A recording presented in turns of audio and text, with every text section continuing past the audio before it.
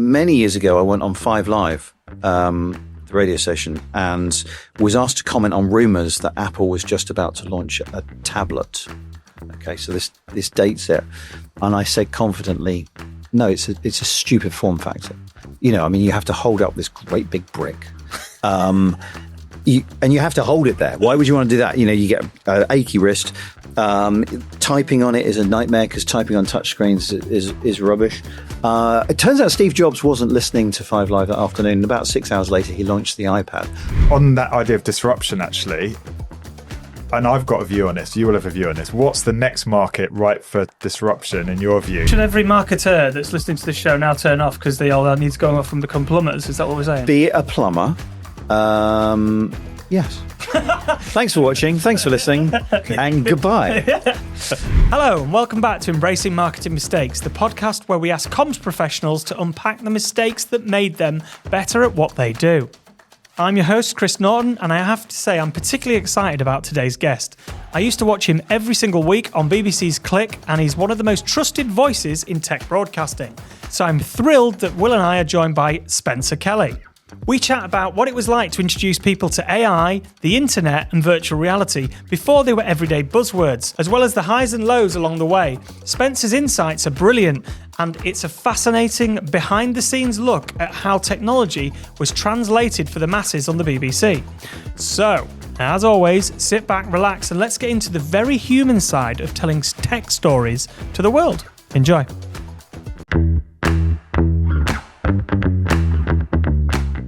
Spencer Kelly, welcome to the show. Hey, thanks for having me. I mean, this is I'm geeking out here, but I haven't actually even told you this. So I was telling the staff I've got you to come on the show, which thank you so much for doing this. No problem. But I've probably learned more about technology from you and Lara than I have from any other person on the planet, because you've presented that's nice. Click for like, is it 10? No, it's more than 10 years, isn't it? The program lasted for just shy of 25 years. I hosted it for 20. Right. So yeah, and we were on 1,000 episodes, weren't you? I personally lasted as a host exactly 1,000 episodes. The program ran for 1,296 episodes. Wow. Any more stats? I've got them all, because that's the kind of person I am. And the thing that was brilliant about it is that the reason why I liked Click is that I loved Tomorrow's World. Yeah. I'm a tech geek, which is why I've always liked in marketing, but I like technology, and I'm sort of in that sphere where I like anything that's coming out in emerging technology. And I started in consumer tech as well, in PR. So I've loved the show and watching how things have developed. Because I remember Tomorrow's World, right, which predated BBC Click. I know. It's the reason I do what I do. And I remember them going, there's a thing coming out called the Information Superhighway. Yeah, the Information Superhighway. I do. And so, like, watching how that and then Tomorrow's World ended. So how did Tomorrow's World end and your world of Click start? Well, funny story. Yeah. So I grew up wanting to be on Tomorrow's World, to present Tomorrow's World. And actually, when you look at what they were able to do live, it's a technical phenomenon. So never mind technological, they were doing live demonstrations of stuff that may or may not work while remembering their lines and talking to camera and everything like that. It wasn't recorded Tomorrow's World? No, it was live. And the demos, I mean, there will be some films they ran that were pre-recorded, but a lot of their demos happened live. So that was brilliant. I grew up wanting to present Tomorrow's World. The day I joined the BBC, they axed Tomorrow's World. January the 3rd, 2003. Look it up. And I thought, well, that's that then. That's an omen. But then I found this program, which was called Click Online at the time, that no one had heard of in the UK, because it was made only for overseas, BBC World, so overseas. I found that and talked my way into that. BBC World, right. So I'm trying to remember when I first saw it, because I went away about 20 years ago. Yeah, you'll be in some grotty hotel in Europe with the only English-speaking channel on. It's raining outside. Yeah. That's how many people... I think I saw it in Thailand. Right, there you go. Yeah. Humble beginnings. So what were you talking about in 2005 then? What was the hot tech then 20 years ago? So 20 years ago, well, let's go back to when I joined 2003, and a lot of it was beige boxes under the desk, because that's what a PC was. And so what was really interesting was we had to work very hard to make that televisual because it's just a beige box. And so we'd be talking about the internet and we'd be featuring lots of footage of rivers and water flowing down different rivers. That's how data flows, or roads that get jammed up with traffic. And that's how the internet slows down or speeds up. So that's the sort of thing we would be talking about. And I think to my very first show that I hosted, so I worked on it as a producer reporter for a couple of years. 2005, I filmed my first show as host, and I missed the flight to China. So that was good, wasn't it? And so I arrived a day late, and we were talking about the rise of China as a superpower. And I interviewed Jack Ma, who I think is the head or was the head of Alibaba, who then went missing for a while. I think he's back now. So he was one of the early Chinese entrepreneur, billionaire type people. So was Alibaba a significant proposition even back then? I think we hadn't heard of it because if you think back to them, we weren't really aware of what China was doing. In fact, Japan was just being overtaken by South Korea. At that point, we filmed in South Korea around that time, and it still wasn't. South Korean goods weren't big over here. That I had a Lucky Gold Star tape player, which Lucky Gold Star became LG, as we know it now.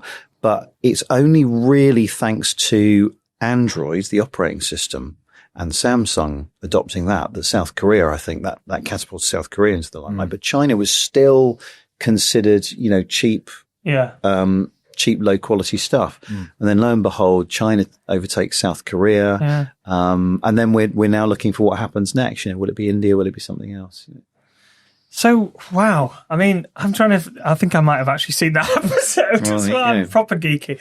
Do you remember my hair? It was a different color in those days. I mean, I've seen you in lots of different guises. I've seen you virtually. I've seen you in augmented reality. Oh man, I've been sampled so many times. I'm not really here. This is just a 3D hologram. I've been scanned. My voice has been cloned. I've been deep faked with Donald Trump. What were those boxes you did, which I don't think Will's seen? There was like these boxes where you had your body full 360 scanned, and then there was a physical, it's a hologram of you.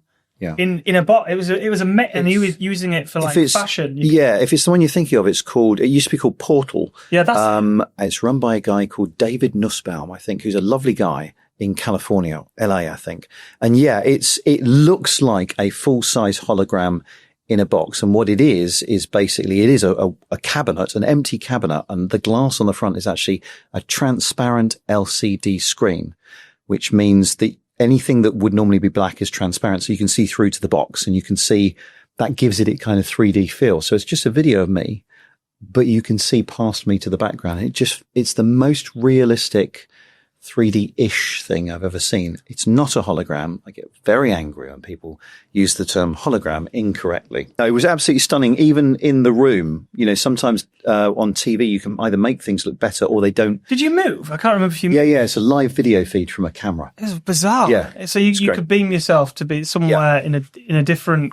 You can do a show from somewhere and be in a different. So is that taken off to any degree? I've seen lots of knockoffs. So there's different companies doing it now. And I have seen them around. I don't have the figures. I mean, all I would say is visually it looks really good. Yeah. It doesn't strike me it's that expensive. And it can be live. And the idea is if it had a couple of cameras at the top of the box, someone could stand in front of it, ask some questions, and the person who's appearing in the box is somewhere else and gets that feed and then does something live. It's cool. Yeah. So over the last 20 years then, you must have seen some absolutely wild technology. Yeah, baby. So what have you seen that is just mad tech that you thought might have taken off and it hasn't, and it's never been talked about again? What an excellent question. Well, mini disc. I had a mini disc. I love the mini disc. Mini disc was great. I could record DJ sets on my mini disc. It was anything I could record. Really good storage capacity, wasn't it? Yeah. I remember losing my marbles over a humanoid robot in South Korea, which was called Hubo, and it was going to enter the DARPA Robotics Challenge, which is a biannual competition by DARPA, the Defense and Research Podcast Association. No, I don't think so. In America, DARPA. And it's to encourage advances in things like robotics. And so, this Hubo robot was rehearsing for the DARPA Robotics Challenge, and it had to drive a car, to get in a normal car, drive it. had to get out of the car. It had to pick up a drill a hole through a wall. It had to turn off a gas valve, open a door, climb over some rubble. And I went absolutely nuts because this thing was absolutely acing it. And it went on to win the DARPA Robotics Challenge a few weeks later. Right. So, it's not necessarily something that hasn't turned up anywhere, but I think humanoid robots, we get overexcited about humanoid robots. Whereas actually robots are machines, autonomous machines that are built for a specific purpose. So, the thing that might vacuum your floor is a robot. It doesn't have to look like a human. The thinking behind humanoid robots is that you can put them into situations where we would normally be, but for whatever reason, it's not safe to. But I'm looking around. I don't see any. Oh, Andy's a robot, actually. There we go. They work me like one, he says. Yeah.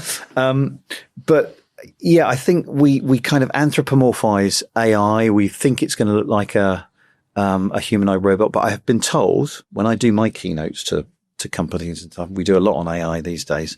And we're talking about the fact that a lot of jobs, I don't know what my kids are going to do for a living. I don't know what jobs are going to exist to them because a lot of stuff's going to be replaced by AI, but there will also be new jobs that are going to be invented. The safest job to train in is a plumber.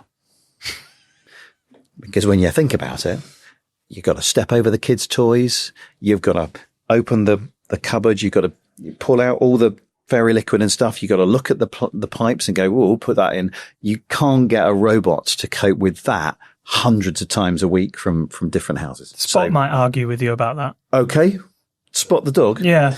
It's brilliant. I've driven Spot the robot across a beach in San Francisco from my sofa in Hampshire during lockdown with an Xbox controller. So it's brilliant. Yeah. But it's a four-legged thing that needs all four legs no arms to do the thing.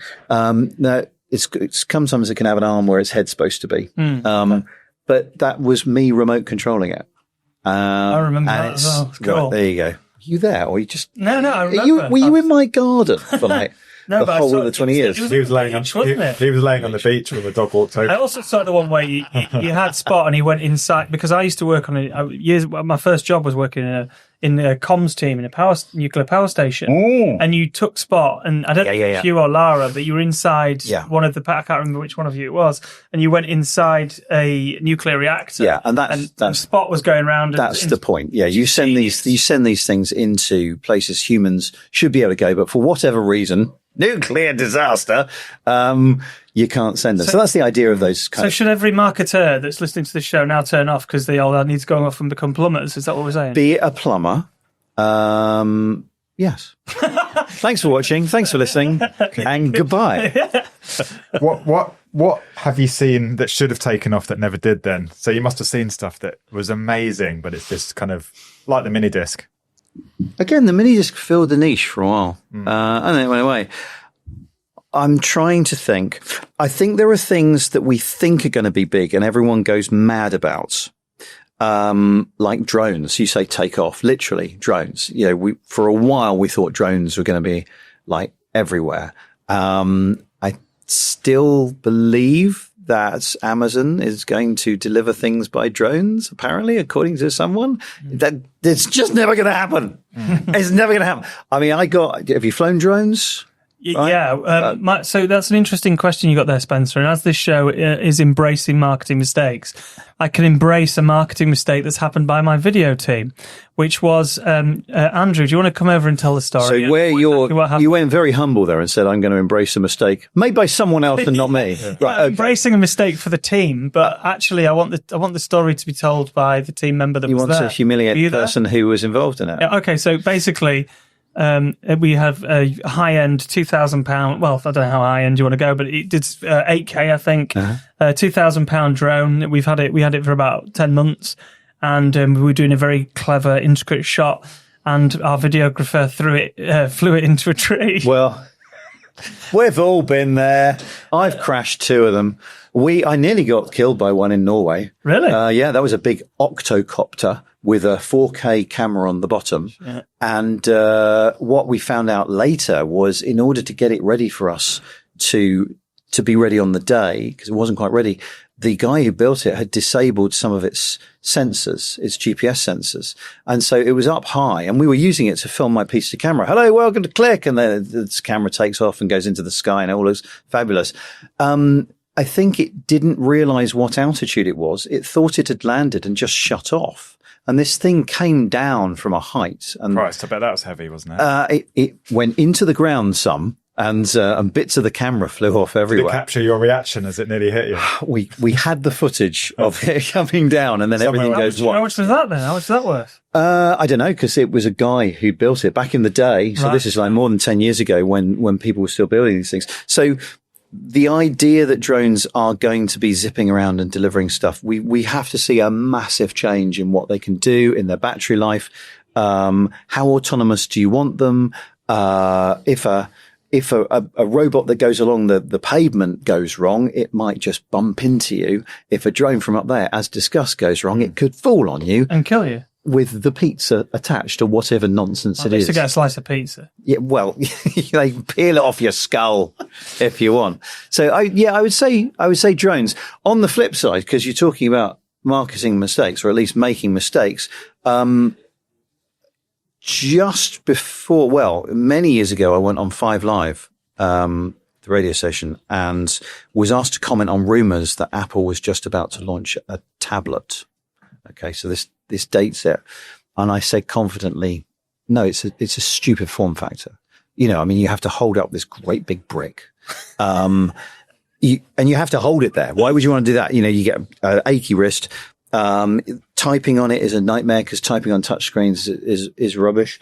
It turns out Steve Jobs wasn't listening to 5 Live that afternoon. About 6 hours later, he launched the iPad, but then they quietly launched a keyboard and a stand for it a little bit afterwards. And I still maintain it's a stupid form. Your position was right though. And it was a tiny kind of segment in the market, wasn't it? Still is, I reckon. Yeah. And also, I mean, I interviewed Daniel Ek, founder of Spotify, many years ago, and I told him his idea wasn't going to work because I come from a commercial radio background. I know how expensive it is to run a music radio station. You have to have like 9 or 10 minutes of adverts an hour to pay for the licensing and stuff. So I said, well, you know, that no one's going to choose to listen to that. It turns out he didn't listen to me either. And disruptor. Although I maintain it lost hundreds of millions of dollars for many years before it turned a profit. Is it making a profit now? I think it is, but only after it put the rest of the music industry out of business. And by not paying artists. That's it's just announced some sort of job cuts or something. I might could have done there. It was in massive losses for a long time. I think at some point recently it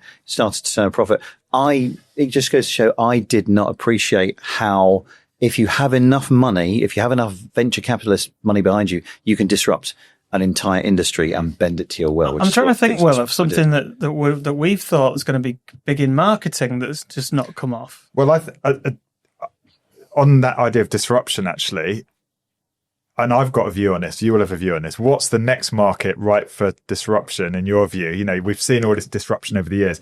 I think the car hire industry, you know, when you go to the airport and you have to queue up, there's 2 people taking time to have cigarette breaks, you queue for an hour, you have to fill in all of this form. Do you know, I think exactly the same. Car hire and hotel check-in. What are they doing on those screens that takes so long? I've pre-booked it, and you're right. It's not a long queue, but everyone takes like 10, 15 minutes to go, and they're going through whatever, filling in whatever boxes. I think I want to lean over and see what is it that you're filling. Same with hotel check-ins. So you're absolutely right. And in fact, you do get like, zip cars, or I think they're called and stuff now, where you can, and it's almost Airbnb. It's like car, where you can just pick up a car and leave it somewhere else. You've got the cars in LA now, haven't you? That is Uber with they're completely autonomous and drive themselves. Teslas that drive themselves, and which is still very alien. But they're going to allow it in the UK, aren't they? At some point. So. How long have you got? Oh my God. I've got 30 years of therapy. So, I've been in self-driving cars. There's a town in Arizona which has opened itself up a few years ago as a test bed for any make of self-driving cars to come and test their stuff there. And I think it was a Google Waymo car, and I was really impressed. It had a safety driver who was there just in case. And I was really impressed with the maneuvers it was making. It was pulling out at junctions, you know, putting a bit of a spurt on. So it's being a bit like a mad human driver, but it's getting out into the gap in the traffic. So I'm very impressed. And when you think about those things, they are a hive mind, which means if one car makes a mistake, all the other cars in the fleet get to know about it as well. So they're all learning from each other. So in theory, they've had many more hours on the road already than a human would do in their lifetime. So I am kind of impressed. The weird thing about self-driving cars is in order to get to full autonomy, I think they call it level 5. So you basically remove the steering wheel, you sit there, and the car will do absolutely everything. Johnny Cabs. Johnny Caps. No, because even that had a hidden joystick, didn't he? He ripped it off, grabbed the joystick, and get ready for a surprise. Yeah. I'm grabbing your joystick. I remember what happened after that. To get to there, you have to go through this transition period where autonomous cars will still make mistakes, and they will be weird mistakes. They won't be mistakes that humans would make. It's happened a few times where a self-driving car has had an accident a human just wouldn't make. And I think the outcry, the public outcry, and the Daily Mail will be so outraged by that that I don't know how we get to level 5, because they won't let us go that far, because everyone will say, well, I'm not trusting them. Statistically, they're probably far safer. I reckon they're already far safer. No, that's the weird thing, because I know we're not going to head deep in on automotive, but I know that Teslas are... I seem to remember, unless Elon Musk just made this statistic up off the top of his head. No, he doesn't do that sort of thing. That they're the most... Isn't the Tesla 3, or one of the Teslas is the most safe car on the road in the world today? I would need to see proof of that rather than a man. Yeah, I'm not saying he said it, but I've in heard a t-shirt matching his mic shield. Will drives one, so Will drives a Tesla. I was lucky enough once to have a Tesla Model S for a week. It's a 2-ton, £92,000 car that plays fart noises when you indicate left and right if you want it to. And it accelerated. We were doing a race between it and a Lamborghini on an airfield. And of course the Tesla just won. It's 0 to 60 in 2.8 seconds. It's weird. But I drove it back into London to return it, and I put it on autopilot, as they call it, in the traffic queue. And it was a very uncomfortable ride. This is a few years ago.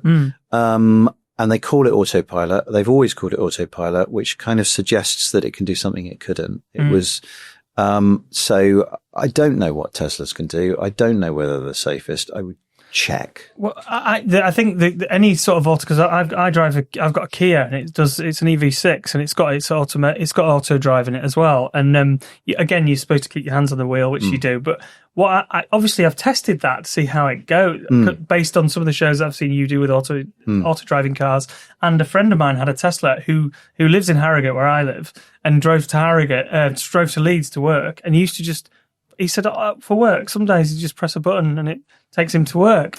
But I've found that in America, it's probably perfect on the motorways, because they've got big motorways with all the lanes clearly labelled and everything. In the UK, our roads, sorry everybody, but our roads are a bit shit. And some of our country roads have got white lines all the way, and then suddenly there's no white line on the left. Yeah.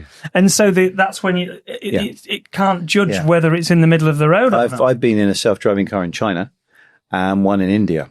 So you want to prove a self-driving car works, get it working in India. But you're absolutely right. And what you said about you have to keep your hands hovering around the wheel. You have to pay attention just in case it flips out of auto because it can't do the thing that it needs to do. My problem there is if you spent the last few weeks in a self-driving car and it says, yes, you've got to keep your eyes on the road just in case, you're losing concentration because you're not being asked to do anything. And then suddenly it flips back into manual. You've lost concentration. You're out of practice. You're not looking at the road. That's another problem. That gap between where we are now and going full autonomous requires us to do all of these things. And we had the case, we filmed, for our 1000th show, actually, we filmed a big, hullabaloo, a multi-choice program where you can choose which direction you go in the program. So it's a bit like the choose your own adventure books from when we were kids. And one of them was a deep dive into the accident that happened in America where a Tesla driver, knocked over and killed a cyclist in the middle of the night. And you can see the dash cam footage looking back at the driver. She's looking down at, her tablet or something because quite naturally, the car's doing all the work. You can't also be hovering there going, what if it makes a mistake? I better be on high alert. I better be and so you've got that. Who was to blame there then? I can't remember. You'll have to look it up. Some companies have said that they will take the legal responsibility if their self-driving cars cause an accident, because they're trying to get over that problem. But you're right, though. It's a kind of you got to first win the hearts and minds of the media, of the nation, just to get over that. And I think there's a big problem there. What and I've got a feeling this might touch on AI, but what's that AI? What's that, by the way? I don't know. I haven't heard of it. We don't cover it very often. What farmers do, isn't it? Yeah, exactly. What technology is exciting you at the moment? AI. Oh, there we go. AI. Clip that. AI. I did my computer science degree, final year project in artificial intelligence in the 90s, and it was already about 40 years old by that point. So it's quite an old idea, but suddenly everyone's discovered it now. Why do we think that is? Yeah. ChatGPT, right? Yeah. That's only one tiny part of AI. In the keynotes that I do, I say, right, ChatGPT, that's what you think of. And then I zoom out and you see how tiny a part of AI ChatGPT is. So actually, when you think of AI proper, which is, basically a computer that's improving what it does over time by training itself or through other means, but it's doing it itself. And in the extreme sense, it starts off and it's completely stupid, and you just say, go and do this thing. And it's basically going, I don't know what I'm doing. And it gets it wrong most of the time, but every so often it will accidentally get it right. And those right answers start to feed back into how it learns to do it. A bit like trial and error. As a child, we've all put our hands in a candle flame as a 3-year-old, I'm sure. And we only do it once. So it learns what it got right. It learns what it got wrong. And then it kind of strengthens in its neural pathways the things that it got right. So it's more likely to do that sort of thing again. So that's AI. And the promise of AI is amazing in ways that we don't often think of. So it's spotting tumors in x-rays better than we can now, because it's had access to so much training data, more than any human doctor can do. And it's doing things like protein folding, and drug discovery. So this is about finding different ways of treating diseases. It's doing all of that. The thing that's getting the headlines is it's turning Donald Trump into a baby. And, but even the generative AI is just, it's brilliant. It's full of issues. But have you come across AI music? Yeah. I made an AI music album with my 8-year-old daughter. Right. She came up with the idea for the band, and then we came up with 12 songs that I had put on a CD for her for Christmas. And this stuff is insanely good. I mean, and so quite rightly, music artists are saying, right, we're a bit annoyed about this because it's taking all our work away and it's been trained on all our work without permission. I say it's great fun if you're not trying to make money out of it. Yeah. I mean, I saw there was a band. There's recently been a band that made Velvet. Yeah. Sundown. They made Velvet top Underground. 10, didn't they? Yeah, and it was all, everybody was like, I haven't seen this band. Yeah. And they've got a whole history, haven't they? They've got their photos. It's all fake. It's all fake. Yeah. And the music's good. And then I heard somebody else. So there was a producer of a show that I was listening to the other week on a podcast, and they literally created a prompt for one of the music generation things. And they did, I think they used a band. So they said like, which band? The Rolling Stones. So you can't say the band that you want to copy. No, you can't. So you have to. It's the vaguest of guardrails that they have. So they went into one of said platform, ChatGPT or whatever, and said, how would you describe Rolling Stones music and Fleetwood Mac and somebody else? And then they got all and then write me a prompt based on making that sort of music. Pumped that into it and said, make me a new track all about X. And obviously they played it, and it was good. I've made a track that is one of the best songs Taylor Swift never recorded. And it literally came from a line that my friend suggested. I think the line was, and it's a beautiful line she came up with, I'm the problem and you're the solution. And I just put that into the website. And then I tried to go for Taylor Swift, but in the same way you just described, I couldn't say Taylor Swift. So I said angsty female pop. And it came up with a banger of a song. Yeah. Sounded like Taylor Swift because it's heard a bit of Taylor Swift, so it knows how to do Taylor Swift. But on the run up to the Eurovision Song Contest, I love a bit of Eurovision. Yeah. I decided to try and create some Eurovision songs that might be better than the stuff coming up in the contest. I'm going to be honest, that wouldn't be hard. Yeah. Yeah, exactly. And I tried a bit of Moldovan Euro swing, and I tried a bit of Euro dance, and they were pretty good. And then I asked a different AI to suggest typically British things that you could sing about, because a lot of Eurovision songs are about local customs and stuff. And it came up with a song about the village fete and a song about bin day.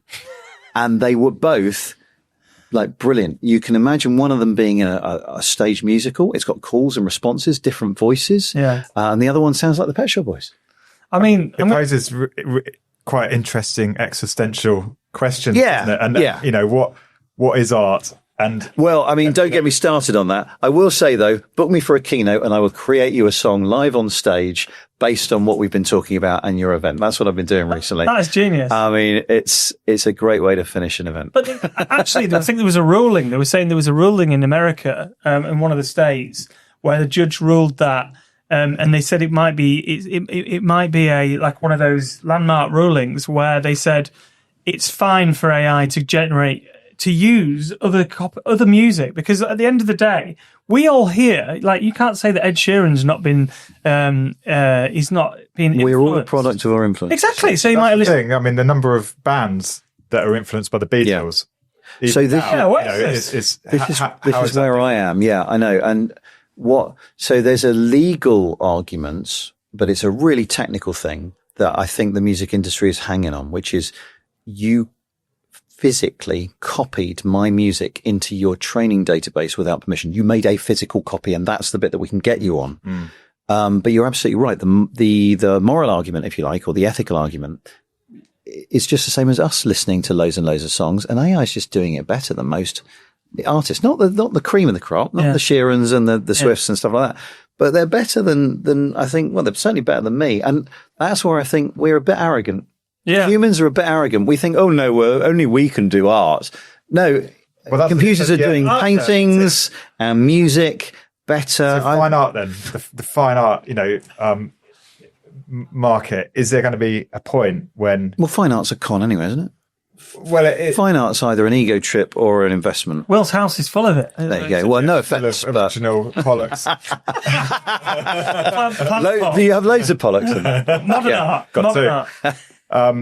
But yeah, I suppose it's all about legitimacy, isn't it? And AI art. I do not give a monkeys. Considered. I do not give a monkeys personally. I suppose actually it's only. I'm ready for this fight. You go for it. It's only as valuable as what people are willing to pay for it. So the moment people are willing to pay for it, it becomes legitimate. And you've had novelty AI art that's sold for 6-7 figures and stuff. But look at NFTs.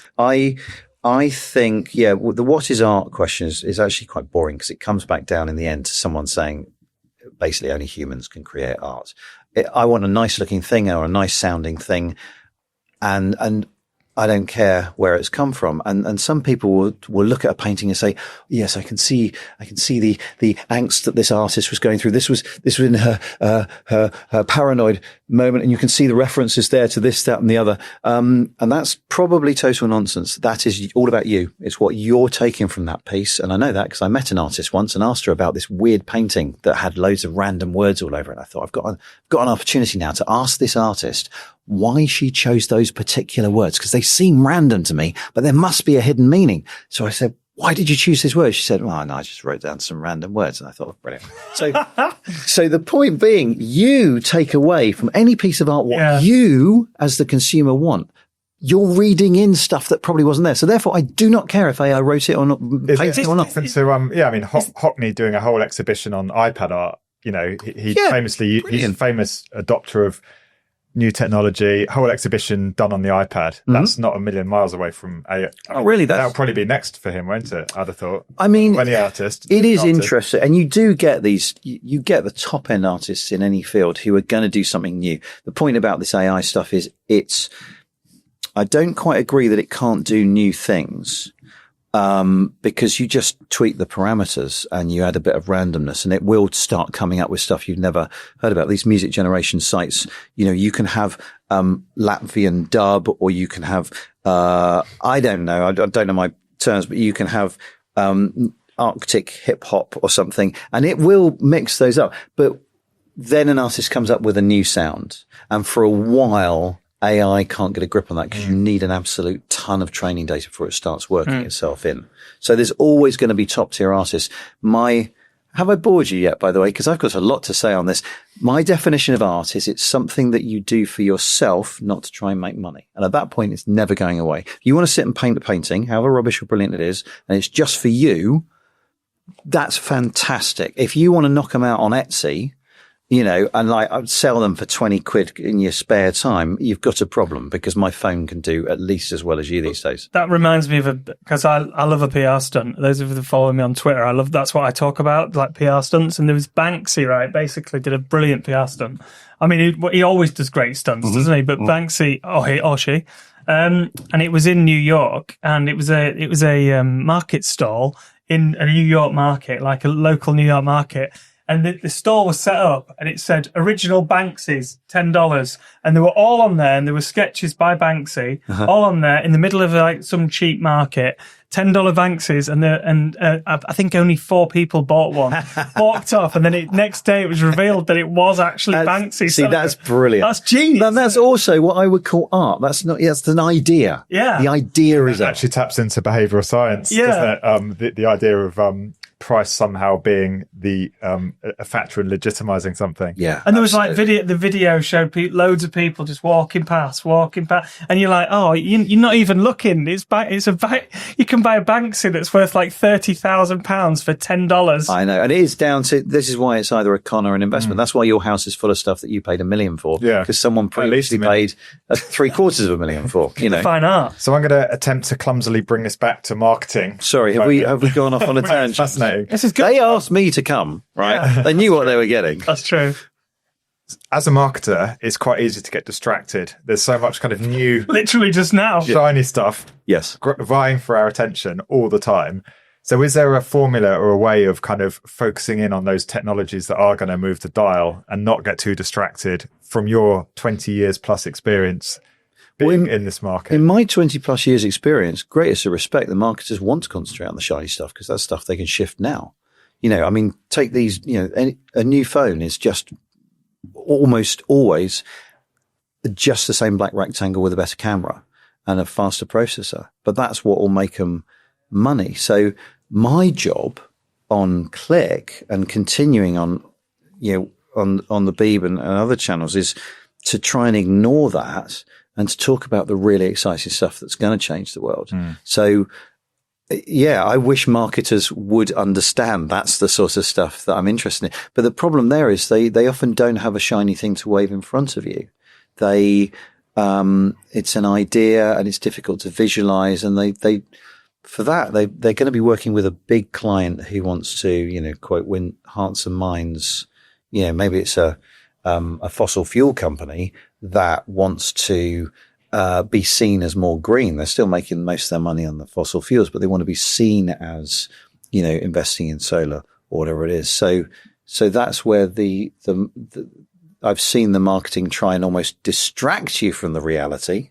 Whereas, you tell me, do marketers want to concentrate on different new technologies? Oh, you even see them like marketers on here. When you hear about TV ads or any sort of form of ad, they do a new ad every couple of years, and it's been proven by the behavioral. We were talking about behavioral science because of Richard Shotton's podcast we did, and you said you'd listen to. I love that one. Yeah, really interesting. And the fact that people actually prefer ads that they've seen before, because it gives you, it's marketing people familiarity, power in the familiarity and repetition, isn't it? Yeah, I mean, I literally last Friday I've ordered my Peter Kay tickets 3 years ago, and I finally got to see Peter Kay last Friday.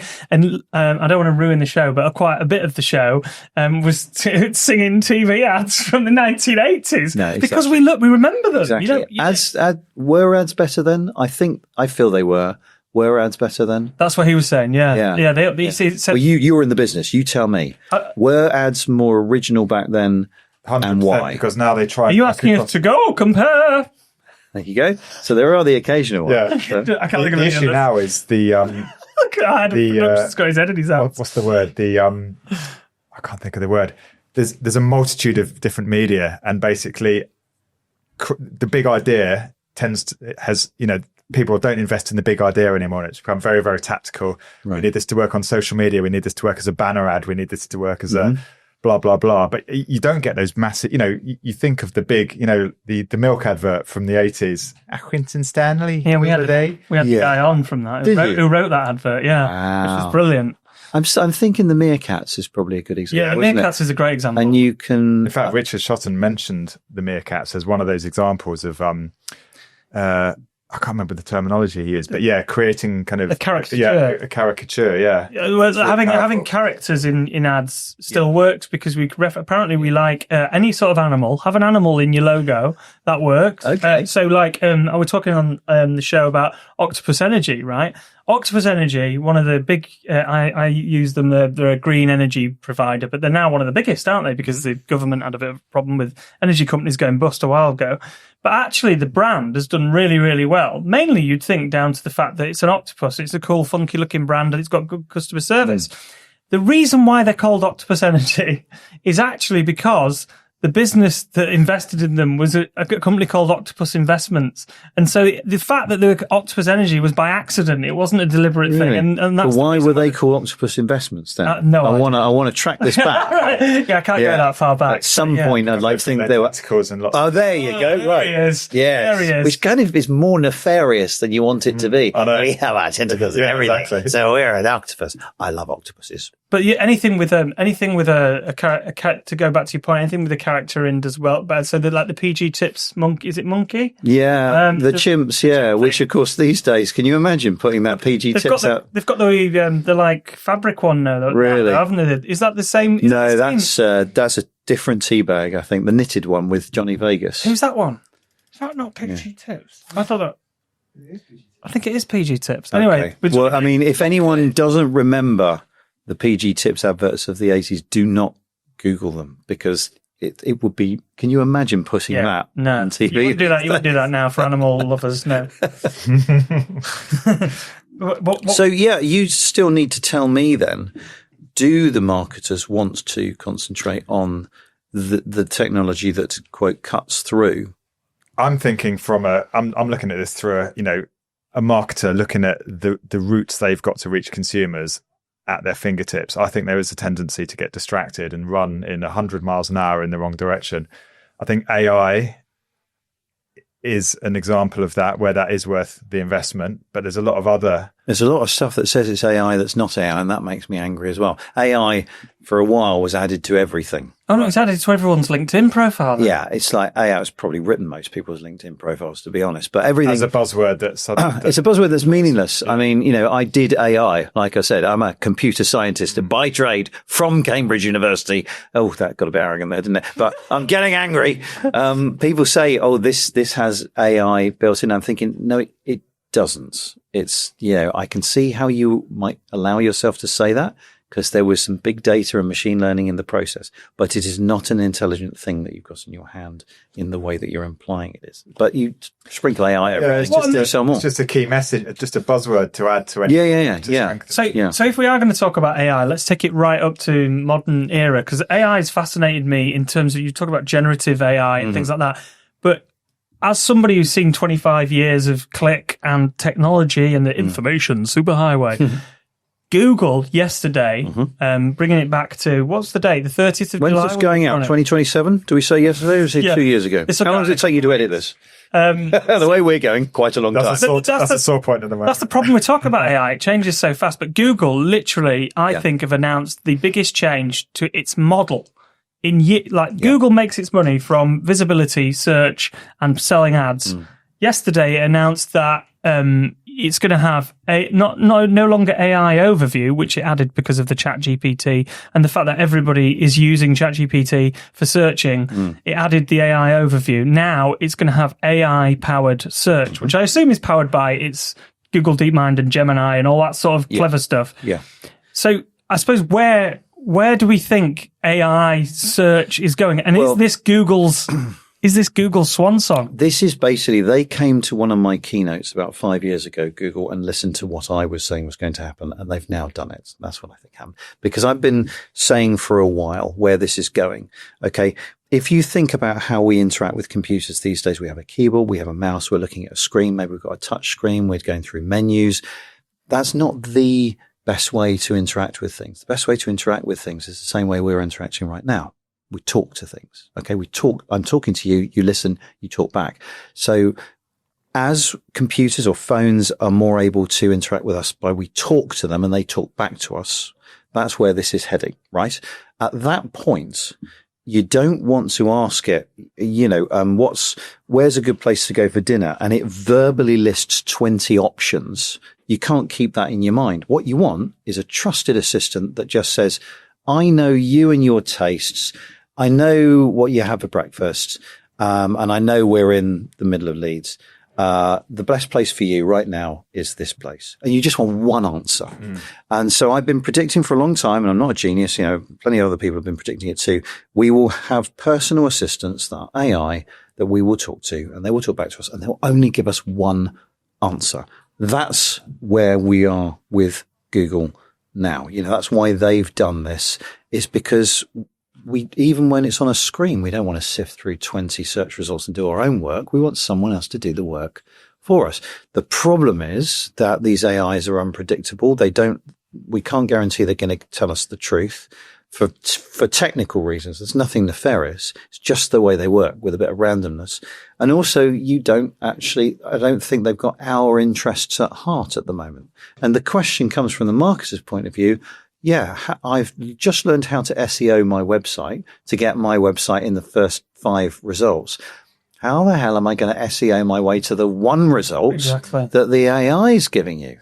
Is their money going to change hands? Is Google going to do deals with this? Or is it genuinely going to be that this, Gemini in this case is going to do a proper, assessment of everything and give you one answer? How do they make their money? How do we get visibility as companies? And Wild West. That is the $1 million question. Billion, trillion. Probably trillion question. Because this winds right back to Will's question earlier. What technology do we think that we thought was going to do amazing and be like a big thing? And I've literally, as you said that, wrote down audio search, Alexa. Everyone was saying it's the end of Google because everyone will just go, Alexa, which I can't believe Alexa's still as stupid as she is. You just set off about 100 Alexa machines.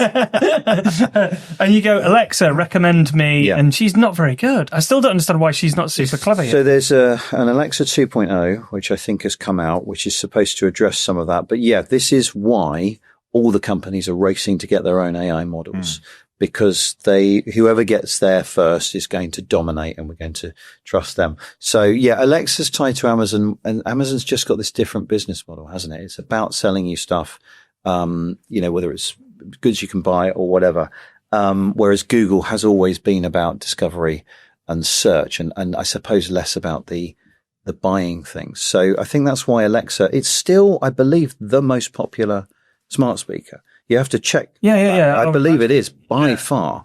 So I don't know whether that gives Amazon some sort of advantage or a bit of defense. You'd want it to be cleverer, though. I want it to be as smart as Gemini. I want it to be, well, like what you're talking about there, which is basically Jarvis in Iron Man, isn't it?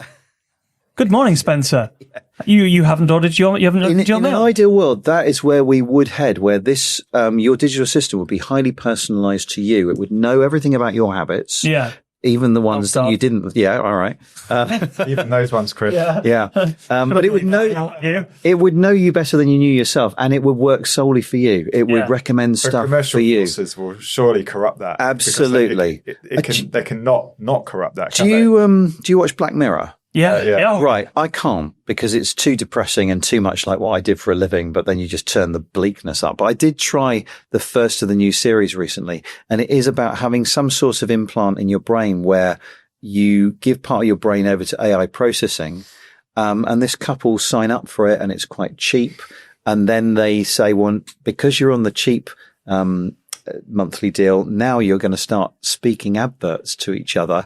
In the middle of a conversation, they'll just come up with a pizza recommendation. The other person going, what did you just say? And they went over, and then they up it again. And once you're in their ecosystem, yeah, they can up it. And Elon's already planted something in somebody's I think that's a vicious rumor he'll sue you for. Allegedly. Oh yeah. Maybe no, I know what you're talking about. Neuralink. Yeah. Neuralink. Yeah. You've done a piece on this, haven't you? Yeah, we have. And I don't know much about Neuralink. I mean, Elon said it, so therefore it must be true.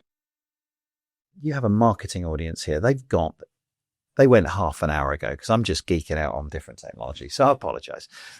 There's this 4-yearly Olympic style competition called the Cybathlon that happens in Switzerland. And it's the Cyborg Olympics, right? So they got robot arm races, robot leg races, stair climbing wheelchairs. And one of them is the brain implant race. So it's for completely paralyzed athletes. And they call them athletes. These are the competitors who work with roboticists, and they have to drive essentially a video game through their brain. And the race is who can complete it first.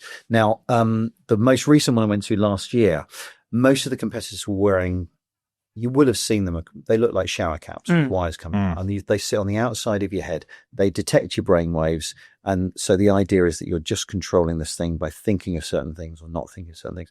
There was a chap who was beamed in from America live who had actual implants in his brain. And he absolutely wiped the floor with the competition, because the closer you can get the sensors to the actual brain, like in it, the better you do. So it, like on that level, it's brilliant. And so, the ambition of things like Neuralink, if it can give people their motion back when they're paralyzed, fantastic. I don't know whether they're talking about sending stuff in as well as taking stuff out. They talk about, I can read your dreams and stuff like this.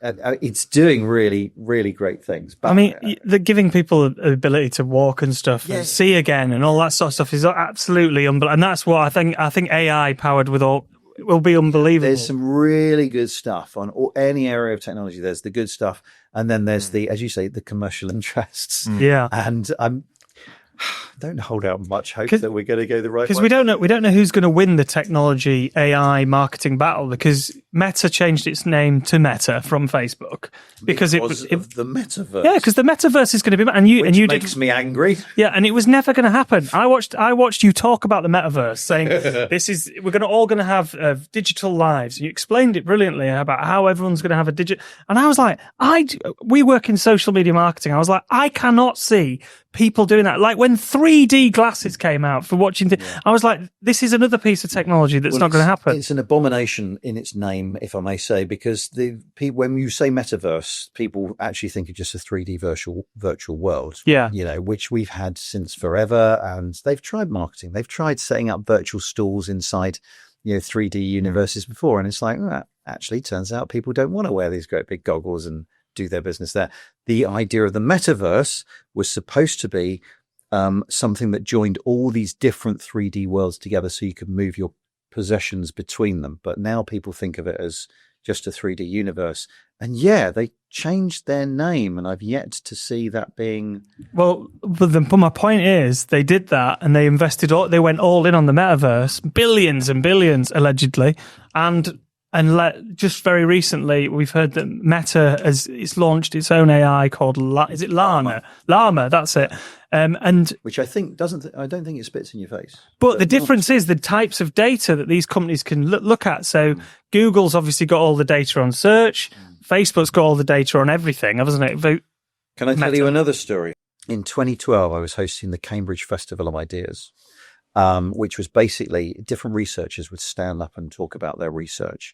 And this guy, Karl Kaczynski, that's his name, he stood up and said, I've done this survey. I've asked volunteers to take part in a survey on Facebook. By doing it, they've let me look at their profile and the things that they've liked. And they've also filled in this personality questionnaire. And I've done that with hundreds or thousands of people, right? I've spotted patterns between the type of personality you are and the things that you liked not the things you commented on, not your posts, not anything to do with your personal data, just the things you've liked. And now, just by looking at your Facebook likes, I can tell you what sex you are, what religion you are, whether your parents separated when you were young, right? It turns out that there are lots of patterns in the things that we like on Facebook that tell companies like Meta a lot about you as a person. Now, that was in 2012. I thought, that's a really interesting story. I must follow up on that. And then I forgot. In 2016, Cambridge Analytica comes along, which supposedly used that methodology to find swing voters in the American election and target them. We don't know how successful it was, but look what happened in 2016. He became president. My blood ran cold because I had that story 4 years ago. See, they approached Mikhail Kaczynski to ask him to use his methodology, and he said no because he found out that they were an election company. But then someone, I believe, just went and did the same sort of thing. So where you're talking about Meta knowing an awful lot about you, they know so much more than they think they do. And probably, Alphabet, Google's company as well, know a lot because we think that we're being quite careful online, but every single bit of data that you leave behind or contribute to these companies tells you something that these massive computers are processing, and they know now that you are a lefty liberal swing voter who likes jam but doesn't like marmalade, and there's so much that it knows about you. It knows this guy Mikhail said, if you give me 300 likes, I will know you better than your partner knows you. So that is scary. And so that's what your AI, going back to what we were saying about AI digital assistants, if they really work for you, they will know you better than you know yourself. And as long as it's working for you, that's really cool. Have you seen that video where those two, I think it's on Instagram, these two guys say, ask ChatGPT, one of them, and if you were going to take over the world, how would you do it? And it says, if I was going to take over the world, and it thinks about it for a while, wow. I would slowly I would make myself indispensable to every computer and mobile phone in the world, making sure that humans downloaded me and used me every day, everywhere. And then slowly, and then it goes through the whole and your blood starts to go, hang on a minute, we're in phase 1 here. It's true. It's well documented. Mitchell's versus the Machines. Great animated film on Netflix. If you haven't seen it, it's all about this. Yeah. That's brilliant. So, what mistakes have you made then in your career, How long Spencer? Is there anything that you've learned a lot from? So I told you, assuming amongst the edit, about the time I predicted that Apple would never launch the iPad and Spotify would never get off the ground. Yeah, quite. So there's that. On this podcast, I predicted that you'll never get your shopping delivered by drone. So that's something that we can keep. On the technical side, there's all sorts. I mean, you guys will know, although mainly our hero over here off camera will know how. Never got so much praise, have you, Andy? Yeah. I feel his pain. I've been there. How organized you have to be with making TV or radio or anything like that. And so simple things like we used to shoot on little tapes, mini DV tapes. How once you've been away on a foreign shoot and it's cost you £10,000 to, fly everyone there and film the stuff, that's the value of that tape after that. It's £10,000. And although it wasn't a foreign shoot, I was walking up the staircase at TV Centre once, balancing on top of my books. I was on the 6th floor. I took a left turn and the thing sailed off my books and down through the stairwell and shattered on the floor, six floors below. I've done other stupid things, and there are really stupid things like horrendous. I know, and it happened it's still happening in my mind. What did you have to do? Did you have to tell your boss? I just had to do that thing again, whatever it was, or not include it in the finished piece. So if I interviewed you and your interview didn't turn up on Click about 15 years ago, sorry. Well, it's probably that. But you'll know as well, it still happens today. We shoot on little cards these days rather than tapes. But, you filled up a tape or a card, you take it out, you pop it down on the desk. I'll deal with that in a minute. I'll label it up in a second. You get distracted, forget about it. And then sooner or later, that tape has just been absorbed into all the other tapes. And again, you can't find it. Stupid things like that. I've seen marketing mistakes being made as well. Go on. But by the way, none of these are from Prohibition. So there's a company I was working with called something. So one thing I learned, Sometimes companies will put on press trips, yeah? So they'll fly out a load of journalists somewhere. They'll pay for it. Yeah. The deal is that you cover them and only them while you're there. Okay. Now we're the BBC, so we wouldn't do that, but we would sometimes take part in a press trip. We'd pay our own way there. So weirdly, all these journalists are, flying first class to wherever, and getting free food. And we're there in economy on BBC Tech. It's going on the same trip. But that means we can keep our impartiality, but that's how we get access to things. And what I learned is if the PR that promises you particular access isn't on the plane with you, be afraid. Because on 2 different occasions, I won't name the company, but one was many thousands of miles to the west and one was many thousands of miles to the east. We were promised amazing access and we got there and the PRs on the ground didn't know anything about it. And their phones are mysteriously turned off when you ring them. It was, we're really sorry. We were told we were going to go to one company on the west coast of America where we get access to their R&D labs. They got whiteboards on the walls. They write all their stuff up there. It's going to be great visuals. You're going to you can go anywhere on our fab campus that you want. And we get there and it's basically a PowerPoint presentation in a room for a new thing.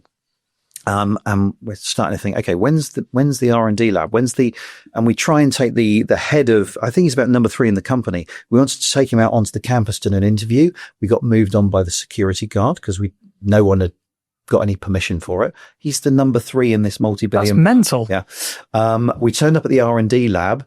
And the boss of the R&D lab didn't know we were coming. And so we can't come in here. There's loads of secret stuff written all over the walls. On the whiteboard. We promised. And in the end, they wiped the whiteboards down. No. So we went in there. It's just whiteboards. Years of... Yeah. So that's one company. And then the company on the other side of the world, we were promised, and again, this will date it. They had a whole 3-day schedule for us. You're going to interview this exec on this day, this exec on that day. And we said, no, we're not. We'll do it in one day and then we'll go on and do other things in the country that we're in, and do other stories. That was agreed. And we turned up and the 3-day itinerary is still in effect. And we pushed back and said no. And we've been promised that we were going to see their motion sensitive TV. So again, this will date it when you think about what you can do now. It's a TV which you can gesture at and control it, which at the time was a big deal, and it was locked away in the R&D labs. And we eventually persuaded them to let us go to the R&D labs to film it. And there's me and Mark Chislak, my colleague who was filming me. And we go there. We sit down behind those glass doors. There is a motion sensitive TV. Yeah, we're just getting it ready. The research is just getting it ready. In the meantime, would you like to film our new bamboo PC that we've got here?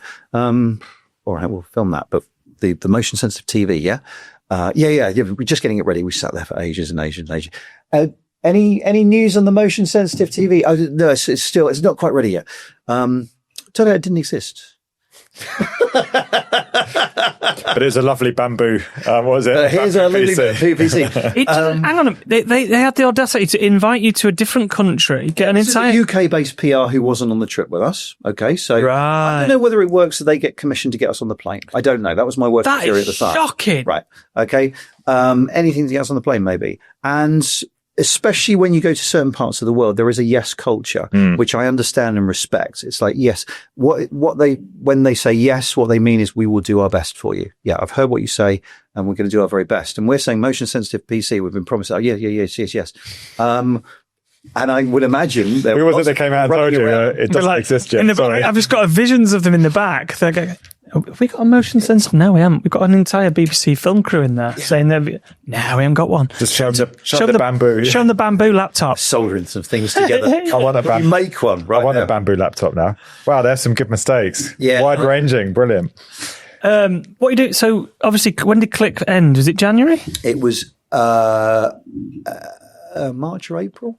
March or April. I don't know. It's still a blur. and so what are you doing today then? What are you doing now? With you? Well, yeah, having a nice day out, at least overlooking the river. I may say these guys are doing well. Thank you. I once interviewed a guy who overlooked the Statue of Liberty from his office. Oh, you see, you've just pissed on our parade there, haven't you? Well, you've got a statue. Oh no, it's a bollard. Right. Okay. There is a statue in British. Can't quite see it. Yeah. They're next to the Statue of Liberty. We're next to Leeds Building Society. And Asda House, yeah. Yeah. What am I doing now? So, well, one of the things about working for the BBC full time is that I was stopped from doing a lot of things because, obviously they want their presenters to be impartial. So now I'm lucky I'm able to have the other half of my life where I'm able to I don't know what you call it, reap the benefits of all my experience. So yeah, I'm doing lots of events. So I'm often asked to talk about, and mainly it's AI these days, but as you've discovered, I can talk about all stuff. So sometimes it's stories about, everything that I've done. Sometimes it's AI focused or the workplace of the future, which everyone is wanting to know what the workplace of the future is going to be like. So I'm able to, stand on stage, give examples, and say, think about this. And then there's kind of individual consultations with companies as well along a similar line. And then there's... I like Workplace of the Future. We did Office of the Future a few years ago as a campaign. There's everything from the technology that you're going to be using to the mindset of the people that you're employing these days and everything in between, and how you... You won't be employing anyone. It'll all be robots. Well, it'll all be AI according to all the hype. Yeah, but you'll be sorted for plumbing. Yeah. That's where all I've got you around for plumbing. Yeah, I'm retraining as a plumber. So I'm doing that. And I've worked with a comms company on a pitch. Again, if the company's right and they don't want to do just a straightforward, pitch that gets lost with everything else, then the trick is you get someone who knows how to tell stories in a compelling way, who's maybe done it for a little bit of time, and you can put together some sort of thing that cuts through. So, and then, I got on well with the CEO of a really big company last year, really big company. And so we've been talking about maybe doing some stagecraft coaching as well. Cause, there's the presenting to camera and stuff, which you might think is easy, you might not, but give it a try and you'll work out. It's not. But then there's the standing on stage. Yeah. And how many events have you been to? Not this. Where the CEO is pushed out on stage at the beginning, and he stands there and it is almost always a he. He's reading someone else's words. He doesn't want to be there. He's got no stage presence and it kills the mood dead. But everyone thinks the CEO needs to go on first because whatever. So there are ways of being on stage, of, winning the audience before you open your mouth, of just being different.